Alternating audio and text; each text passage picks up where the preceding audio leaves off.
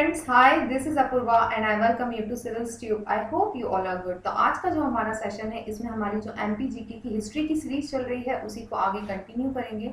Last lecture में हमने historical sites के बारे में देखा था। जो हमारा जो नदन पार्ट है मध्य प्रदेश का, उसके डिस्ट्रिक्ट्स को कवर करा था। आज का जो हमारा लेक्चर होगा उसके अंदर हम डिस्कस करेंगे रीवा के बारे में और सतना के बारे में। रीवा और सतना दोनों बहुत इंपॉर्टेंट डिस्ट्रिक्ट हैं।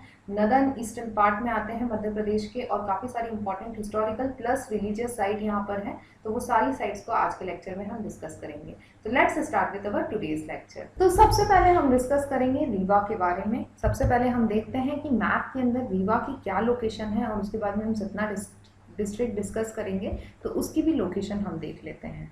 ओके, तो यदि हम मैप की बात करते हैं तो रीवा यहाँ पर है। ओके, ईस्टर्न पार्ट में है नदन। North eastern part of Madhya Pradesh में आपको रीवा डिस्ट्रिक्ट देखने के लिए मिलेगा, और जस्ट उसके बाजू में यहाँ पे सतना डिस्ट्रिक्ट लगा हुआ है। दोनों ही काफ़ी इंपॉर्टेंट प्लेसेस हैं, काफ़ी सारी इंपॉर्टेंट साइट्स आपको यहाँ पे देखने के लिए मिलती है। और सबसे पहले आज के लेक्चर में हम डिस्कस करेंगे रीवा के बारे में। यदि हम रीवा की बात करते हैं तो रीवा डिस्ट्रिक्ट जो है, जो टाउन है, वो डिस्ट्रिक्ट हेडक्वार्टर है इस पर्टिकुलर रीजन का। रीवा, रीवा वर्ड का मतलब होता है नर्मदा रिवर। नर्मदा का एक नाम रीवा है। हम ऑलरेडी इसके बारे में डिस्कस कर चुके हैं। यदि आप एमपी की ज्योग्राफी की सीरीज देख रहे हैं तो उसके अंदर हमारी नर्मदा रिवर ऑलरेडी हो चुकी है, और नर्मदा रिवर तब हमने डिस्कस करी थी। तो हमने डिस्कस किया था कि रीवा नाम से भी नर्मदा रिवर को जाना जाता है। ओके, सॉरी, तो नर्मदा रिवर को रीवा के नाम से भी जाना जाता है, और वहीं से हमको ये रीवा डिस्ट्रिक्ट का नाम मिलता है। यदि हम रीवा की बात करें तो इसका जो हिस्ट्री है, हिस्टोरिकल बैकग्राउंड की यदि हम बात करते हैं तो हमको 3rd सेंचुरी बीसी से यहाँ पर एविडेंसेस मिलना स्टार्ट हुए हैं। 3rd सेंचुरी बीसी मतलब कि जब मौर्यन डायनेस्टी का रूल था, तब से हमको यहाँ पे एविडेंसेस मिलना स्टार्ट हुए हैं। और मौर्यन डायनेस्टी के जो किंग थे अशोका, उनके समय के यहाँ पे कुछ स्तूपास भी मिले हैं। यदि आपको याद हो, तब हमने हिस्टोरिकल साइट्स पढ़ना स्टार्ट करी थी, और इनिशियली सबसे पहले हमने देखा था कि मध्य प्रदेश में कहाँ कहाँ पे हमको इम्पॉर्टेंट स्तूपास देखने के लिए मिलते हैं। और उसके अंदर हमने रीवा की एक प्लेस के बारे में डिस्कस किया था जिसका नाम था दियोर कुठार। ओके, तो वहाँ से हमको अर्लीस्ट एविडेंसेस देखने के लिए मिलते हैं हिस्टोरिकल प्लेसेस के रीवा। हम देखते हैं कि जो रीवा वाला रीजन था, वहाँ पे 9th सेंचुरी से लेकर 12th सेंचुरी के बीच में कलचुरी डायनेस्टी का रूल रहा। कलचुरी डायनेस्टी का रूल रहने के बाद में 13th सेंचुरी में ये जो रीजन था, पर्टिकुलर ये जो टेरिटरी थी, काफ़ी बड़ा डिस्ट्रिक्ट है। यहाँ पर ये जो रीवा है काफ़ी बड़ा रीजन था, और इस पर्टिकुलर रीजन के ऊपर अटैक करना स्टार्ट कर दिया दिल्ली सल्तनत के किंग ने। दिल्ली सल्तनत के जो किंग थे अलाउद्दीन खिलजी, उनके ब्रदर उलुग खान ने इस पर्टिकुलर रीजन पे अटैक करा। और उस अटैक की वजह से जो बघेल किंग्स थे, जिनका इस पर्टिकुलर रीजन पे बाद में रूल स्टार्ट हुआ, तो वो जो बघेल किंग्स थे वो धीरे धीरे धीरे धीरे और ज़्यादा रीवा की तरफ बढ़ने लगे। इस रीजन से आगे बढ़कर रीवा के अंदर और ज़्यादा इंटीरियर पार्ट्स के अंदर सेटल होने लगे। ओके, और इसी तरीके से यहाँ पर princely state of Rewa establish हुआ। क्लियर? के बाद हम देखते हैं कि जो डायनेस्टी थी, इसके लास्ट सक्सेसर थे मार्तंड सिंह। ओके, मार्तंड सिंह इस डायनेस्टी के लास्ट किंग थे। उसके बाद में इन्होंने जो डोमिनियन ऑफ इंडिया है उसको एक्सेप्ट कर लिया था 1947 में, और उसके बाद में जो रीवा प्रिंसली स्टेट था वो यूनियन ऑफ इंडिया का पार्ट बन चुका था, गवर्नमेंट ऑफ इंडिया के अंडर आने लगा था। यदि हम पैलेसेस की बात करें तो यहाँ पे काफ़ी सारी इंपॉर्टेंट हिस्टोरिकल प्लेसेस हमको देखने के लिए मिलती है, जैसे कि रानी तालाब मेयर। याद रखिएगा, रानी तालाब कहाँ है, तो रानी तालाब रीवा में है। इसके अलावा क्योटी फॉल, पुरवा फॉल, ये दोनों इंपॉर्टेंट फॉल्स हैं जो यहाँ पे पड़ते हैं, और बहुत इंपॉर्टेंट प्लेसेस हैं। काफ़ी इंपॉर्टेंट ये टूरिस्ट प्लेसेस है। तो याद रखिएगा, हमने यहीं पर इसको कवर कर लिया कि क्योटी फॉल और पुरवा फॉल्स कहाँ पर आते हैं। इसके बाद में जो सबसे इम्पॉर्टेंट प्लेस हमको इस साइट पे देखने के लिए मिलती है, जो सबसे इम्पॉर्टेंट साइट हमको रीवा में देखने के लिए मिलती है, वो है दियोर कुठार। ये फेमस बुद्धिस्ट स्तूपा है जिसको 1982 में डिस्कवर किया गया था। ये 2000 ईयर ओल्ड माना जाता है, क्योंकि ये अशोका के टाइम से बिलोंग करता है। यहाँ पे हमको काफ़ी सारे स्तूपास देखने के लिए मिले हैं। 3 लार्ज स्तूपास देखने के लिए मिले हैं जो कि क्ले ब्रिक्स से बने हुए हैं। ओके। और 46 स्मॉल स्तूपा है जो डिफरेंट स्टोन से बने हुए हैं। और ये जो देवर कुठार जो प्लेस है काफ़ी इंपॉर्टेंट हिस्टोरिकल साइट है। तो याद रखिएगा कि एग्जाम में आ सकता है कि जो देवर कुठार प्लेस है वो कहाँ पर है। तो आपको पता होना चाहिए वो रीवा डिस्ट्रिक्ट में है। और पता होना चाहिए यदि क्वेश्चन आ जाता है कि देवर कुठार जो प्लेस है वो क्यों फेमस है, तो वहाँ पे पता होना चाहिए कि ये स्तूपास के लिए फेमस है। ओके। यहाँ पर हमको 5000 ईयर ओल्ड रॉक की केव्स भी देखने के लिए मिलती है। एक और चीज़ याद रखिएगा कि यहाँ पे 5000 ईयर ओल्ड रॉकी केव्स भी हमको देखने के लिए मिलती है। इसके बाद में जो नेक्स्ट इम्पॉर्टेंट साइट जो रीवा में हमको देखने मिलती है वो है रीवा फोर्ट। रीवा फोर्ट के बारे में देखें तो कहानियों के अकॉर्डिंगली ये कहा जाता है कि जो इसका कंस्ट्रक्शन है वो सलीम शाह जो कि शेर शाह सूरी के बेटे थे उन्होंने स्टार्ट करा था, बट इस काम को इन्होंने इनकम्प्लीट छोड़ दिया। और बाद में महाराजा विक्रमादित्य ये रीवा आए और उन्होंने इसका काम कंप्लीट करवाया। ओके। तो ये कहानी है जो इसके बारे में कही जाती है। तो दो राजाओं के नाम याद रखिएगा, महाराजा विक्रमादित्य और शेर शाह सूरी के ब्रदर सलीम शाह। ओके। क्योंकि ये तो आएगा नहीं एग्जाम में कि रीवा फोर्ट कहाँ पर है, क्योंकि सबको पता होगा कि रीवा फोर्ट कहाँ पे होगा। ये चांसेस ज़्यादा है कि ये क्वेश्चन आ जाए कि यहाँ पे ये जो फोर्ट है वो किसने बनवाया है। तो कहानियों में इस तरीके से कहा जाता है, बट यदि रियलिस्टिक जो हमारे पास एविडेंस है उस बेसिस पे कहा जाता है कि जो फोर्ट है उसको फाइनली फिनिश किया था किंग भाव सिंह जू देव ने। तो इनका नाम याद रखिएगा कि भाव सिंह देव ने इसको कंप्लीट करा था और यहाँ पे इंस्टॉल करवाया था महामृत्युंजय टेम्पल। तो यदि ये क्वेश्चन आता है कि महामृत्युंजय टेम्पल कौन से फोर्ट में है, तो याद रखिएगा रीवा फोर्ट में है। इम्पॉर्टेंट चीज़ है यहाँ पे ये कि रीवा फोर्ट के अंदर आपको महामृत्युंजय टेम्पल देखने के लिए मिलता है। One of the finest architectural example इसको माना जाता है, फाइनेस्ट एग्जाम्पल है ये उस समय के आर्किटेक्चर का। आप देख रहे हैं कुछ इस तरीके की ये बिल्डिंग बनी हुई है। Very different kind of fort आपको ये देखने मिलेगा as compare to other forts. Okay. हम अलग अलग तरीके के फोर्ट्स देखते हैं, बट इसका जो कंस्ट्रक्शन है वो बहुत अलग तरीके से करा गया है। इसके बाद में जो नेक्स्ट इम्पॉर्टेंट हिस्टोरिकल साइट है रीवा में वो है गोविंदगढ़ पैलेस। यदि हम गोविंदगढ़ पैलेस की बात करते हैं तो इसको 1853 में बिल्ड किया गया था, 1853 में बनवाया गया, ज़्यादा पुराना नहीं है ये। राजा रघुराज सिंह ने बनवाया था जो कि रूलर थे ऑफ रीवा एंड गोविंदगढ़, इन्होंने बनवाया था। याद रखिएगा कि क्या नाम था, राजा रघुराज सिंह ने बनवाया था गोविंदगढ़ पैलेस। एग्जाम में क्वेश्चन डायरेक्ट आ सकता है कि गोविंदगढ़ पैलेस कहाँ पे है। ओके। ये जो पैलेस है इसका स्ट्रक्चर जो है वो फोर्ट लाइक स्ट्रक्चर है इस पैलेस का। नंबर ऑफ बिल्डिंग्स और टेम्पल्स हमको यहाँ देखने मिलते हैं। ओके। बाद में देखा गया कि बिल्डिंग सब्सिक्वेंटली डिक्लाइन होने लगी of the princely state of Rewa lead to the fort being vacated. Okay. बाद में धीरे धीरे यहाँ पे डिक्लाइन होने लगा और यहाँ पे जो लोग रहते थे उन्होंने ये फोर्ट को छोड़ दिया और बाद में इस बिल्डिंग को म्यूजियम में कन्वर्ट कर दिया गया। म्यूजियम याद रखना गोविंदगढ़ पैलेस के अंदर है, रीवा के अंदर। याद रखना गोविंदगढ़ पैलेस कहाँ आता है, तो रीवा के अंदर आता है। 2018 में ये अनाउंस किया गया है कि ये जो गोविंदगढ़ पैलेस है इसको रिपब्लिश्ड किया जाएगा, इसको रिकंस्ट्रक्ट रेनोवेट किया जाएगा और यहाँ पे एक लग्जरी होटल बनाई जाएगी।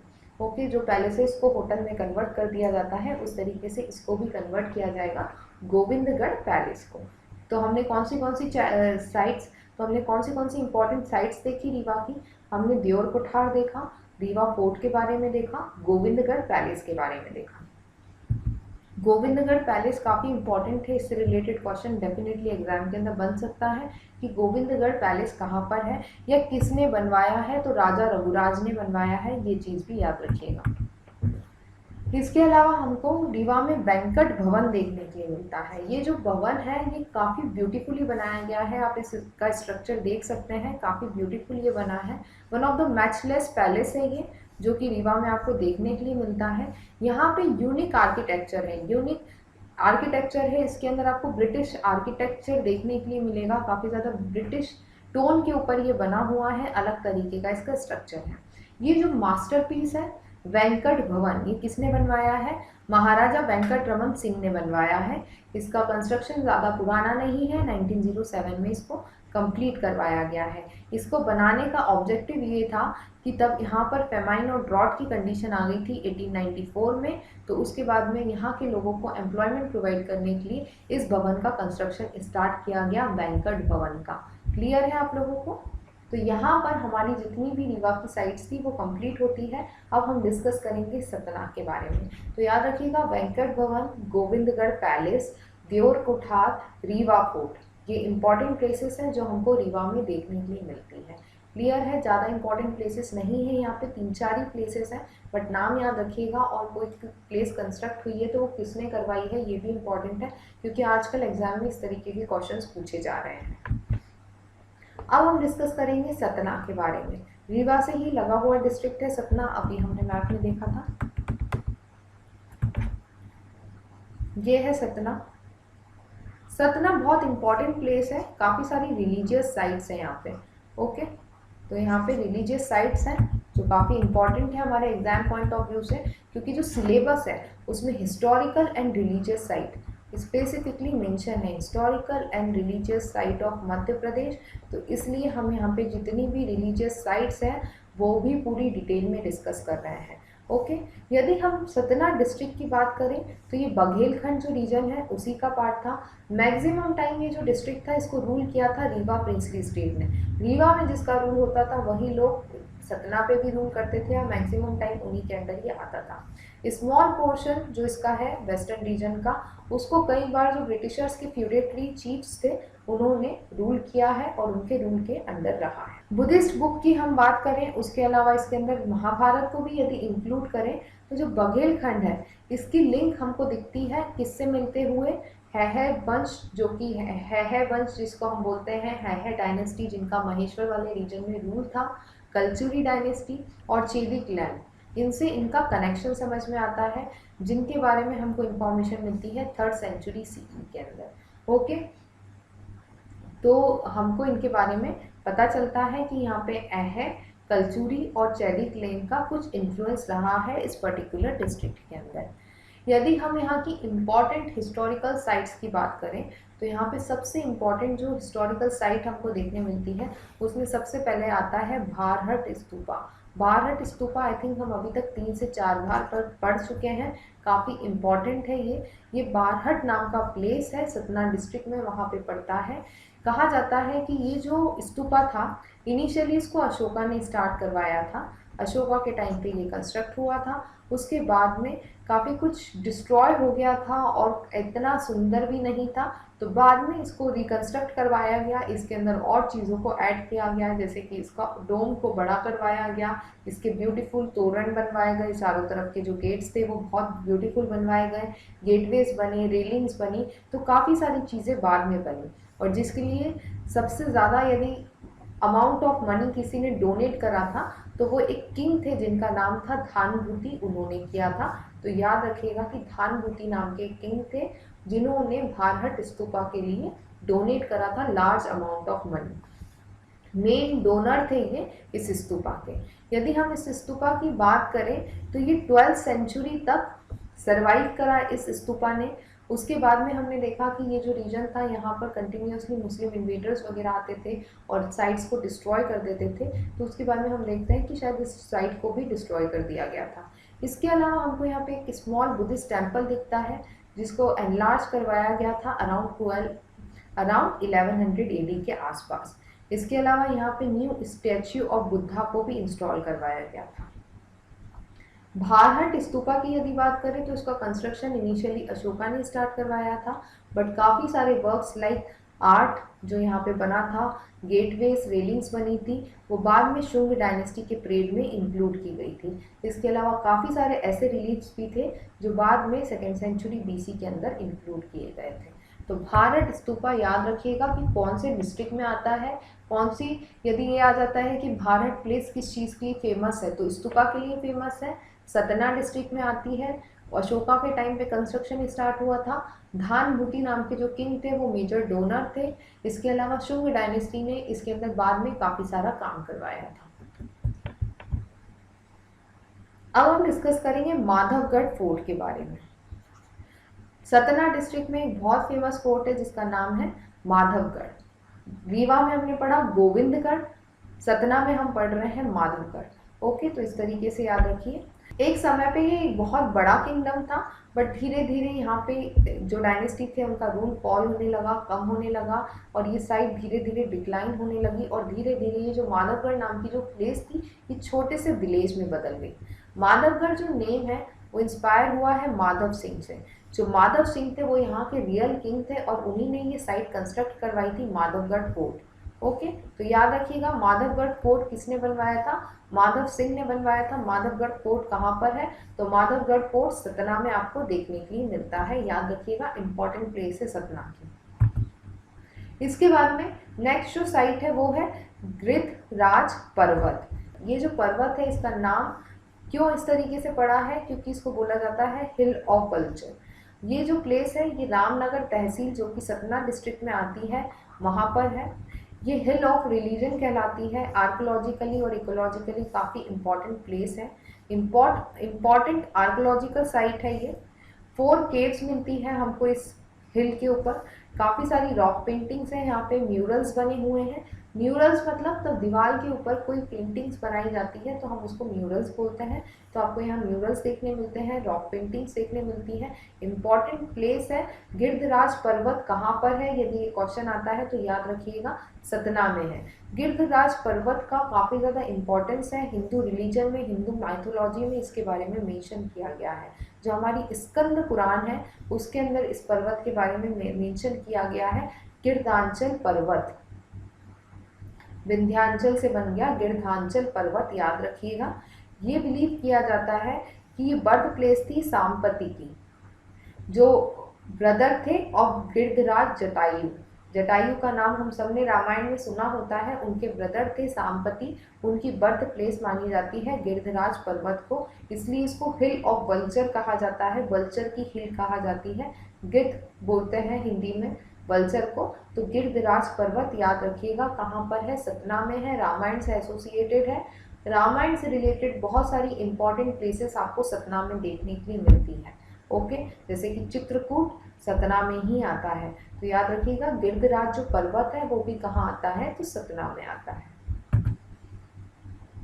अब जो हम इम्पॉर्टेंट प्लेस डिस्कस करने वाले हैं, ये इम्पॉर्टेंट टाउन है जो कि सतना में पड़ता है। इसका नाम है मेयर। मेयर का नाम सुना होता है, मैयर बोलते हैं, मैयर वाली माता, बहुत कॉमनली ये वर्ड हम सुनते हैं। यहाँ पे शारदा देवी का मंदिर है। ओके, मतलब कि गॉडेस दुर्गा का मंदिर है, शक्तिपीठ कहलाता है ये। One of the most famous मंदिर है जो मध्य प्रदेश में पड़ता है उनमें से। ओके, रिलीजियस प्लेसेस पूछी जा सकती है, इसलिए याद रखिएगा कि शारदा देवी मंदिर कहाँ पे है? मैयर में है। और मैयर ये जो प्लेस है या मेहर जो प्लेस है वो कहाँ पर आती है? सतना में आती है। Temple of mother goddess Sharda at Trikut hill, यहाँ पर जो हिल है उसका नाम क्या है? त्रिकुट हिल नाम है, और वहाँ पे आपको ये टेम्पल देखने के लिए मिलता है। ये जो मेहर का जो टेम्पल है इसका काफ़ी ज़्यादा इम्पोर्टेंस है हिंदू माइथोलॉजी में। आपको इनके बारे में जानने के लिए मिलेगा। कई सारी जगहों पे इस पर्टिकुलर टेम्पल का नाम यूज़ किया गया है हिंदू माइथोलॉजी में। वेरियस मैथोलॉजिकल लेजेंड्स के बारे में आपको पता चलेगा जिनका ओरिजिन मेयर से हुआ है। इसके अलावा ये जो प्लेस है वो एसोसिएटेड है विथ लॉर्ड ब्रह्मा। जो लॉर्ड ब्रह्मा है उनसे भी एसोसिएटेड है ये प्लेस। यदि हम इस टाउन की बात करें तो ये ब्रिटिश प्रिंसली स्टेट में आता था इन 19th सेंचुरी। ओके, और यदि हम बात करें इसके पहले की, तो पहले यहाँ पे जो कच्छवा डायनेस्टी थी, राजपूत्स ऑफ कच्छवा क्लैंस, उनका यहाँ पर रूल था मेयर में। ओके, तो इस प्लेस का नाम याद रखिएगा। मेयर क्यों फेमस है? क्योंकि रिलीजियस साइट्स के अंदर one of the most important place है जो कि मध्य प्रदेश में आपको देखने मिलती है। यहाँ पर 2 और इम्पॉर्टेंट चीज़ है। आला उदल, आला उदल का नाम आपको याद होगा, हमने बहुत डिस्कस करा था। परमारदी देव के टाइम पर थे ये, इसके बाद में इनकी डेथ हो गई थी फाइट करते टाइम, बैटल करते टाइम। बुंदेलखंड वाले रीजन में आज भी इनकी लेजेंडरी स्टोरीज वगैरह बहुत ज़्यादा फेमस है, काफ़ी ज़्यादा चलती है। तो आला और उदल का टेम्पल है। सॉरी, मैं यहाँ पे स्पेस रखना भूल गई। पॉन्ड ऑफ आला और उदल देखने के लिए मिलेगा आपको। शारदा देवी टेम्पल के पास में। इसके अलावा आला देव, जो आला देव थे, अलाउद्दीन दो ब्रदर थे, उसमें से जो आला देव है इनका आपको बाकायदा टेम्पल देखने मिलता है माँ शारदा टेम्पल के पास में। ओके, तो इम्पॉर्टेंट है, यदि आ जाता है कि आला देव टेम्पल कहाँ पे है तो मेयर में है, ये चीज़ याद रखिएगा। अब जो हमारी नेक्स्ट साइट है ये बहुत इम्पॉर्टेंट साइट है, हिंदू मैथोलॉजी में इसका बहुत इम्पॉर्टेंट नाम आता है चित्रकूट का। चित्रकूट बहुत इम्पॉर्टेंट रिलीजियस प्लेस है, historical as well as religious site है ये, जो कि सतना में है। तो सतना में मेहर और चित्रकूट दोनों ही important historical site as well as religious site आती है। इसको चित्रकूट का मतलब होता है hills of many wonders. Okay, hills of many wonder मतलब होता है चित्रकूट का। ये जो प्लेस है इसकी स्पिरिचुअल लेगेसी है, जो कि हमको लेजेंडरी एजेस, जो रामायण की जो एज है तब से हमको इसके बारे में सुनने के लिए मिलता है।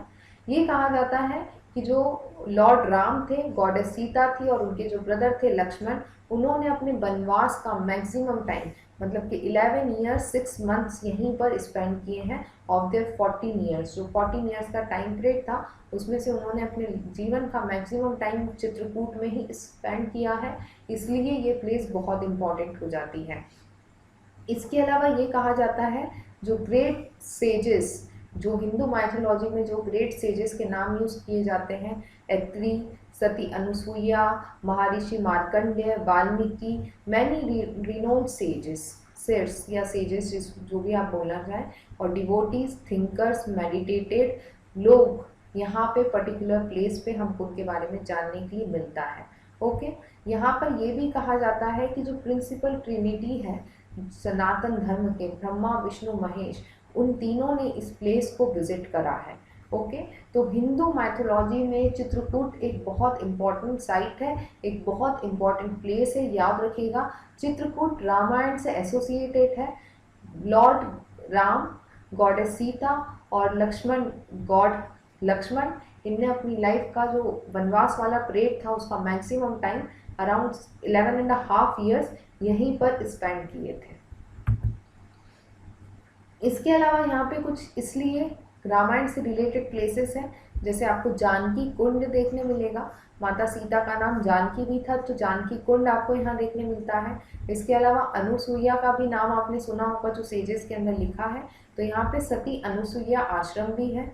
इसके अलावा गुप्त गोदावरी भी है यहाँ पे। ओके, तो ये गुप्त गोदावरी क्या है, यहाँ पे एक पेयर ऑफ केव्स है। कहा जाता है कि इसमें से एक जो केव है वो राम भगवान की है और एक लक्ष्मण जी की थी, और यहाँ पे इनका कोर्ट होता था। यहाँ पर ये लोगों के बीच के जो भी इश्यूज होते थे उसको रिजॉल्व करते थे। ये जो पर्टिकुलर जो केव है गुप्त गोदावरी, यहाँ पे आसन टाइप जो स्टोन जो होते हैं उसके कुछ आसन टाइप बने हुए हैं, तो कहा जाता है कि ये उनके थ्रोन्स थे और यहीं पर ये लोग बैठकर अपनी पंचायत, अपनी जो सभा थी वो चलाते थे। यहाँ पे आपको हनुमान धारा भी देखने के लिए मिलती है, लॉर्ड हनुमान से एसोसिएटेड है ये। इसके अलावा भरत कूप भी देखने के लिए मिलेगा और राम शैया भी यहाँ पे देखने के लिए मिलती है।